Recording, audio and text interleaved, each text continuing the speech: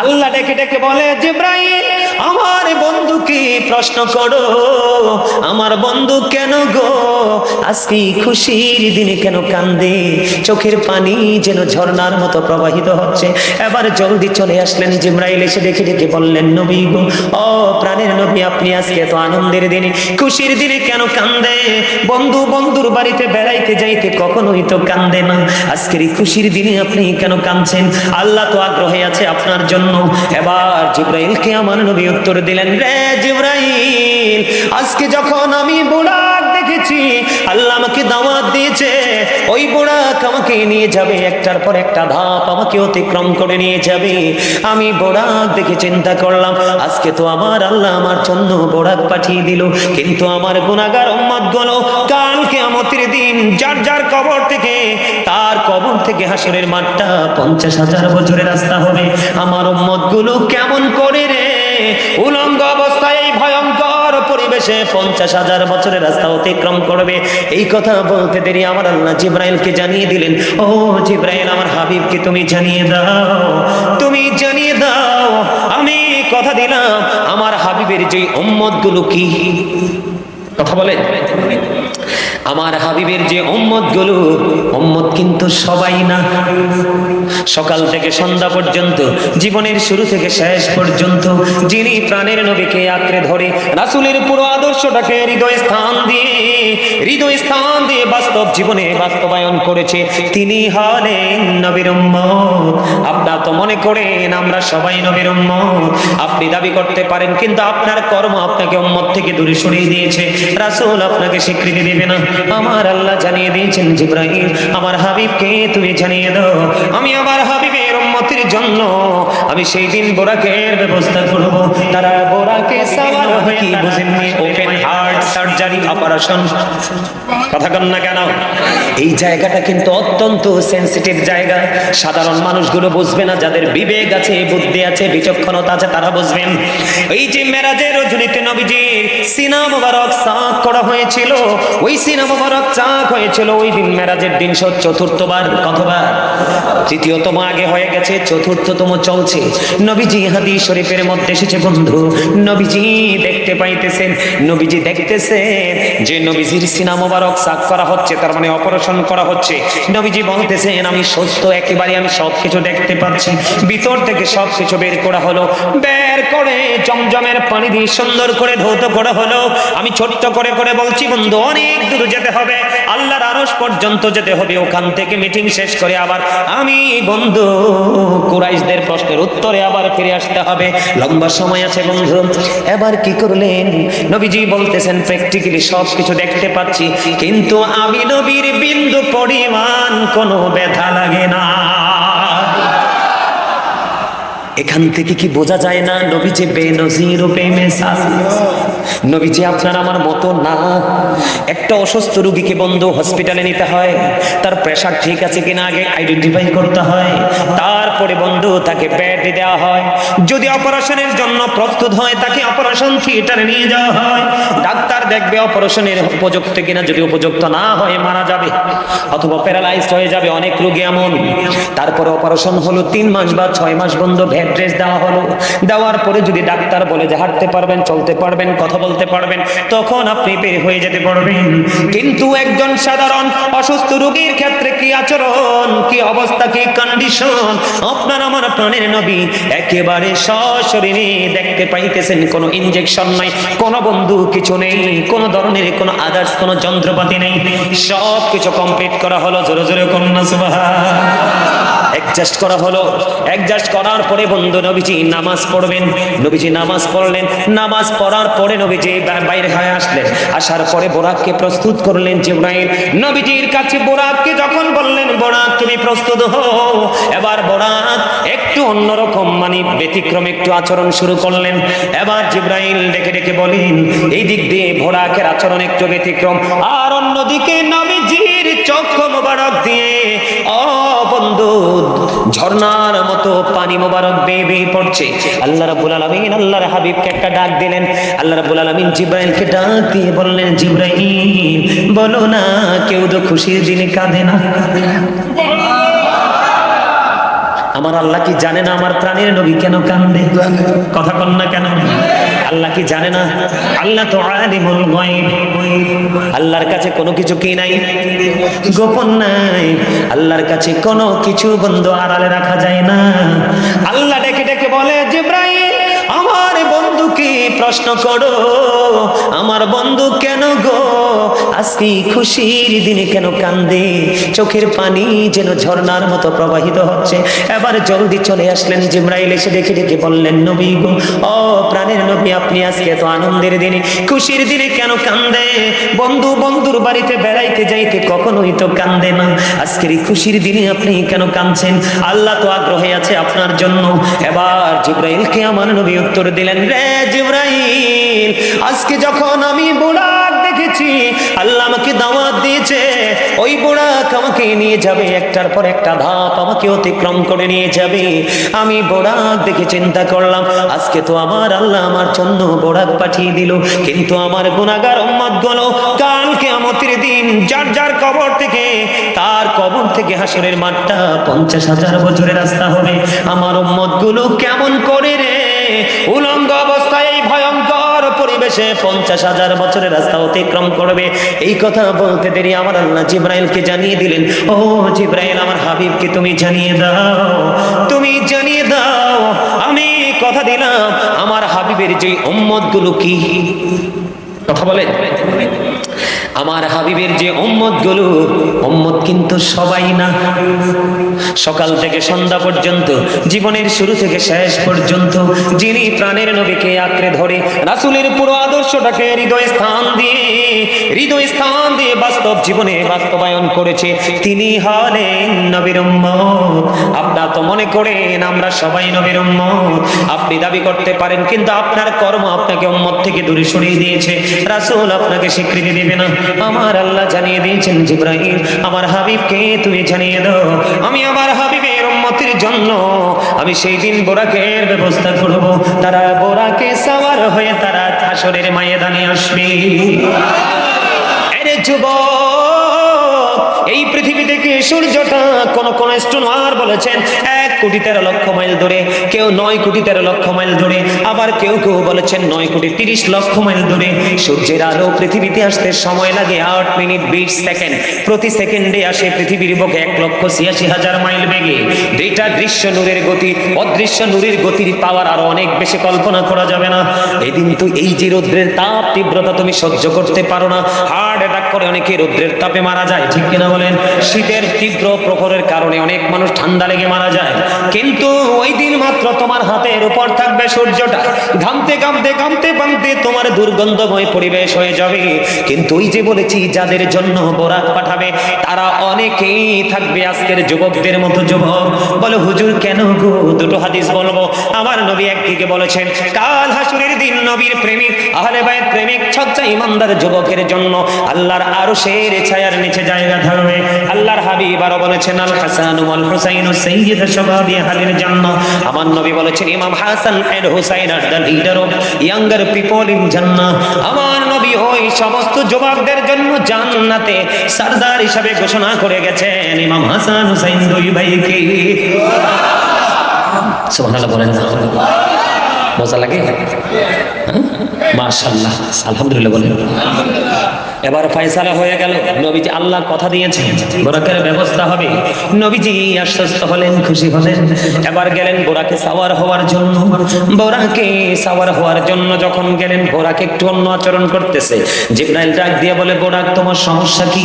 আমার নবী তোমার উপর সাওয়ার হবে, এমন আচরণ করছো কেন?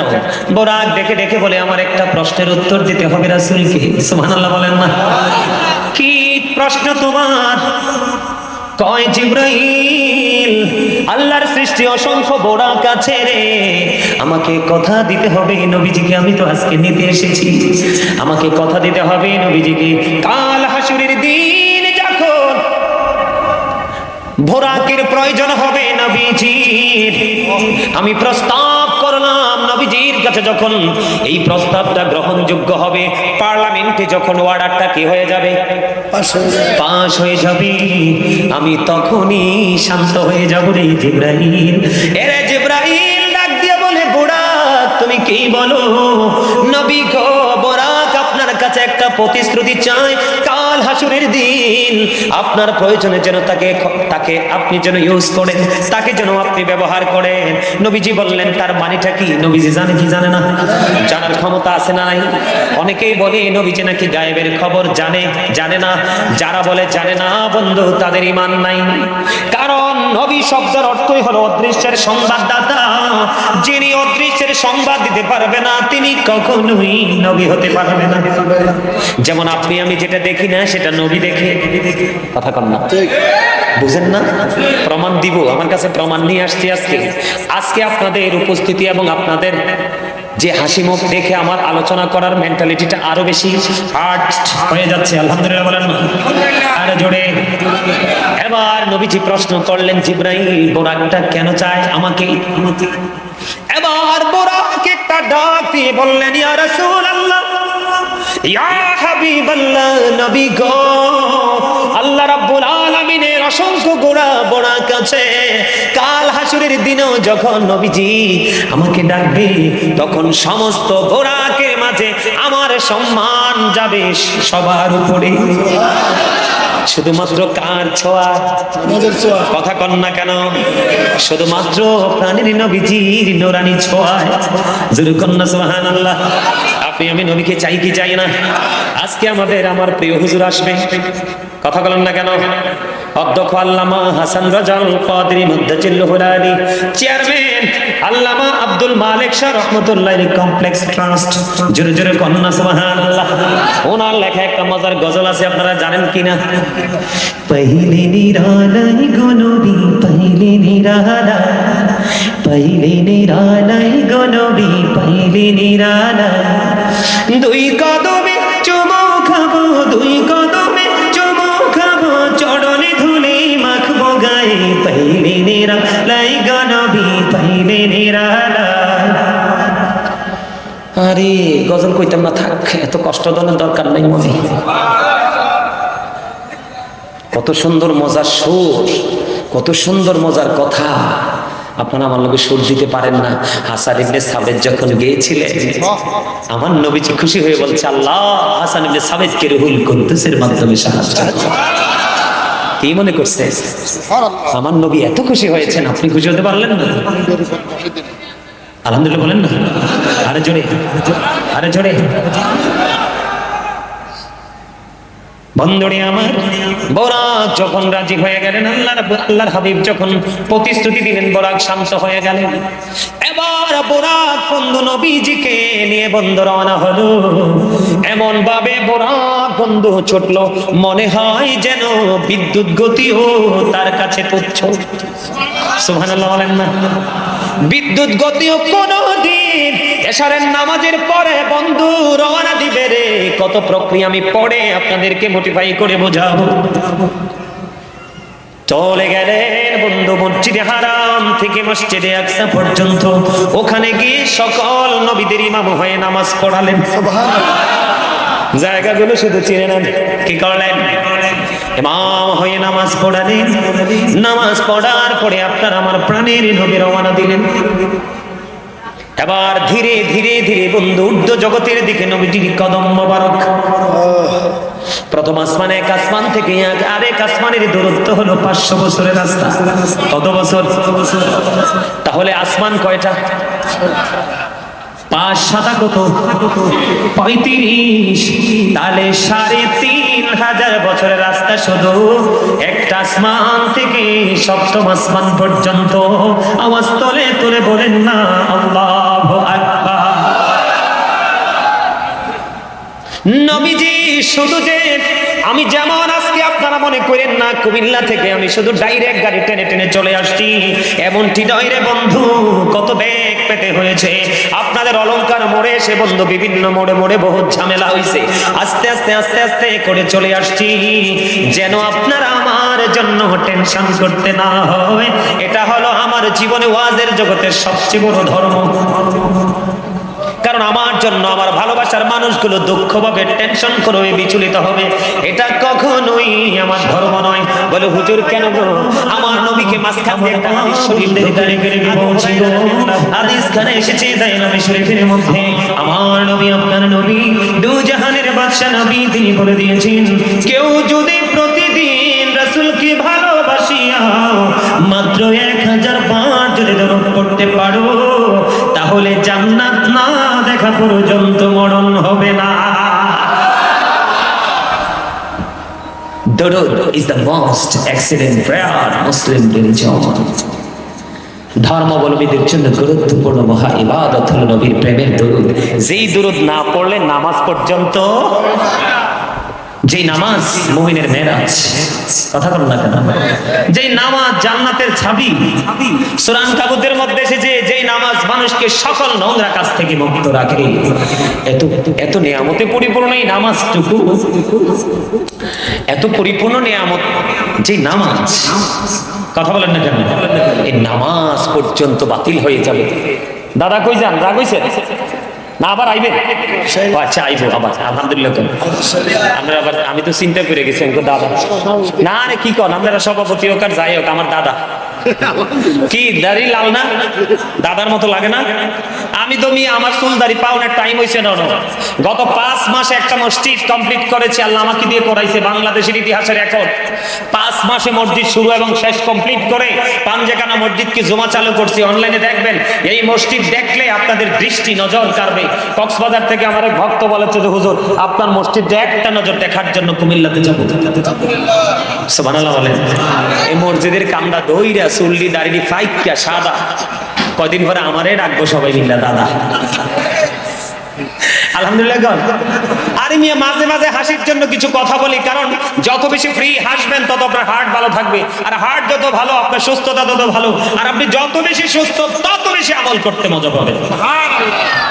আর আপনি যদি হুতুম পেঁচার মতো গাল দুইটা বাঁকা করেন না, দেখবেন হঠাৎ করে শুনবে স্পট ডেড, বলো হি ইজ ডেড। কেন? কাটা হার্ট অ্যাটাক করছে। করবো না, সবসময় মানুষ দেখলে গাল ভার করে রাখে, কথা কয় না। দেখবেন ফ্রি যে মানুষগুলো চলাফেরা, পাতলা সিতলা যেটাকে বলা হয়, একদম ফ্রি মোডে চলে, দেখবেন এই মানুষের জীবন যাপন চলা স্টাইলটাই অন্যরকম, তাই না? আর গম্ভীর মানুষগুলো একটু বিপদগামী হয়ে যায়।